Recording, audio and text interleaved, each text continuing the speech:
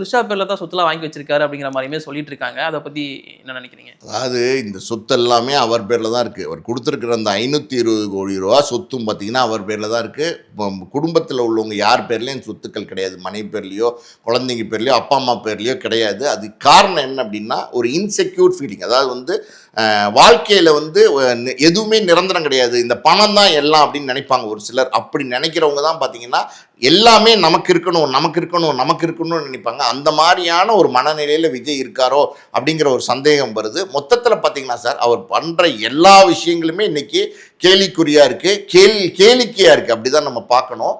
இது தவிர்த்து அவர் யார் பேரில் சொத்து வாங்கி வச்சிருக்காரு நமக்கு தெரியாது. நீங்கள் சொல்கிற அந்த நடிகை பேரில் வாங்கி வச்சிருக்காரா இல்லை வேற யார் பேரையும் நடிகை வாங்கி வச்சிருக்காரா நமக்கு தெரியல. பல பேரோட வந்து அவர் சம்மந்தப்படுத்தி பேசுகிறாங்க. ஸோ பினாமியாக பல பேர் விஜய்க்கு இருக்கிறதா சொல்கிறாங்க. ஒரு என்ன சொல்கிறாங்க அப்படின்னா 33-34 வருஷம் சினிமா துறையில் நடித்த ஒரு பிரபலமான நடிகருக்கு குறைஞ்சது ஒரு 4000-5000 கோடியாவது சொத்து இருக்கும் அப்படின்றாங்க. அது வந்து இன்னைக்கு வந்து மறைக்கப்பட்டிருக்கு.